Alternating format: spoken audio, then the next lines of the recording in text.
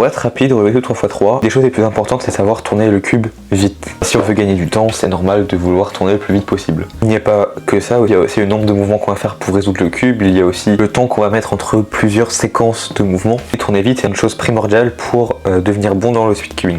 Dans cette vidéo, je vais t'apprendre les points principaux pour tourner le plus vite possible. Dans cette vidéo, je ne vais pas parler de comment réduire les pauses, du look-ahead et tout ça, parce que là, c'est pas vraiment tourner vite, c'est moins faire de pauses dans le look-ahead. Je vais vraiment parler de comment je fais pour faire des algos très vite.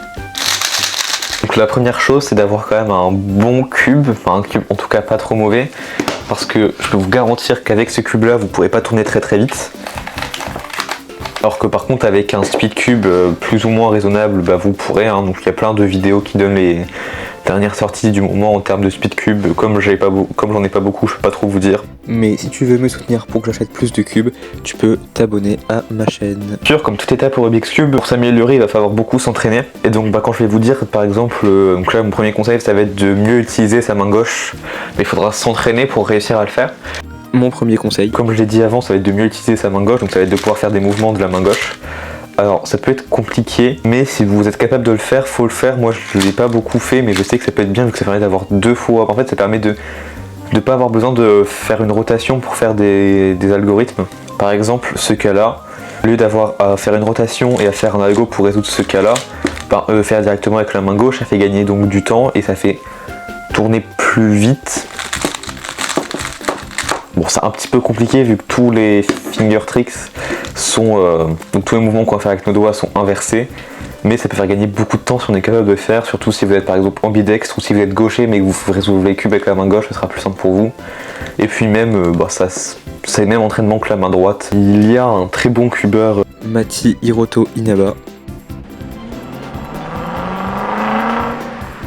Ce top speedcuber a dit que pour entraîner sa main gauche, ce qu'il avait fait, c'était de pendant un mois changer tous ses algorithmes et faire toutes ses résolutions avec la main gauche en tant que main dominante et sa main droite du coup en tant que main non dominante. Ça implique de, par exemple, quand on fait un algorithme de la main droite, par exemple celui-ci, et maintenant on fait de la main gauche et on trouve donc des alternatives. En fait, ce qui veut dire que tous nos algorithmes vont être faits de façon symétrique avec la main gauche. Donc ça va nous habituer à utiliser la main gauche sur tout le cube. Après c'est vrai que la solution était un peu extrême, mais vous pouvez faire si vous y arrivez. Sinon juste pour faire ça en fait il va falloir faire comme d'habitude des slow solve pour s'habituer à utiliser la main gauche en résolution. Et une fois qu'on sera habitué à utiliser la main gauche en résolution lente, et notre cerveau va avoir l'habitude de le faire et donc on va pouvoir plus le faire.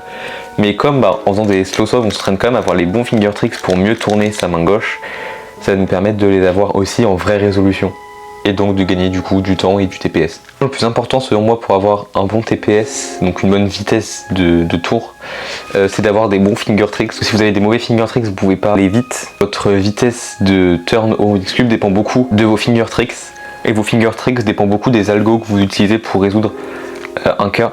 Pour tourner plus vite, il faut avoir des meilleurs algorithmes, et donc pour avoir des meilleurs algorithmes, je vous recommande d'aller sur des sites tels que Cube Database.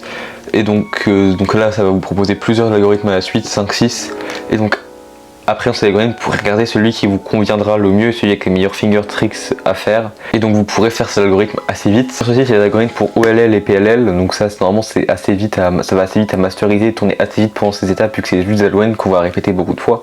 Par contre pour les F2L il y a aussi des algorithmes.